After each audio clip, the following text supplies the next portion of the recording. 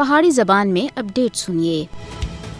بھارت تے غیر قانونی طور دے اتنے مقبوضہ جموں کشمیر وچ بھارتی فوجیاں سن اپنی ریاستی دہشت گردی دی تازہ کاروائی دے دوران ضلع شوپیاں وچ حراست وچ ایک اور نوجوان کو شہید کر کے دایا ہے۔ نوجوان عمران بشیر کو فوجیاں سن منگلوار کو ضلع دے علاقے ہرمین وچ ایک گرنیڈ دھماکے دے بعد 2 پائی مزدور مارے گئے سے اس دوران محاصرے اور تلاشی دی کاروائی دے دوران گرفتار کیتا سا۔ اس کے بعد فوجی اس کو ضلع دے نوگام علاقے وچ کین گئے اور فرضی مقابلے وچ اس کو ادھر شہید کر کے دا۔ کشمیری نوجوانوں دا قتل اس گل دی واضح مثال ہے کہ کس طرح بھارتی فوجی اہلکار کشمیریوں دی جدوجہد آزادی کو بے دردی دے نال دبانے دی کوشش کر رہے ہیں۔ کشمیری 10 لاکھ تے زیادہ بھارتی فوجیاں دی موجودگی دی پیدا ہونے والی مجھ زیادہ سنگین صورتحال وچ زندگی گزارنے دے تے مجبور ہیں۔ جموں کشمیر دے تے بھارتی قبضہ اگرچہ پچھلے 75 سالاں تھی جاری ہے، مگر آرٹیکل 370 دی منسوخی دے بعد تھی مقبوضہ علاقے وچ انسانی حقوق دی خلاف ورزیاں وچ بہت زیادہ واਧਾ ہویا ہے۔ مودی حکومت سن پچھلے 3 سالاں وچ ظلم اور ستم دے نوے ریکارڈ قائم کر کے دے۔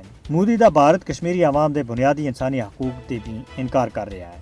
مقبوضہ علاقے وچ بڑے پیمانے دے اتے قتل و غارت گری، منمانی گرفتاریاں، تشدد اور انسانی حقوق دی دوئی خلاف ورزیاں ہر دن دا معمول بن گیا ہے۔ کشمیریوں کو انہاں دے ناقابل تنسیق حق ارادیت دا مطالبہ کرنے دی سزا دیتی جا رہی ہے۔ مودی اور انہاں دے حواریوں کو پتہ ہونا چاہیے کہ کشمیریوں دے خلاف انہاں دے ظالمانہ رویہ کسی بھی صورت وچ کامیاب نہیں ہو سکتا اور یہ فطری عمل ہے کہ اس دا رد عمل آندا ہے اور اس دے نال نال کشمیریوں دے دلاں وچ بھارت دی نفرت وچ دن بہ دن واਧਾ ہوندا جا رہا ہے۔ کشمیری عوام بھارتی قبضے دے خلاف اپنی جدوجہد جاری رکھنے دے واسطے پرعزم ہیں۔ اقوام متحدہ کو تنازع کشمیر دے حوالے تھی اپنی ذمہ داریاں پوری کرنی ہوسی۔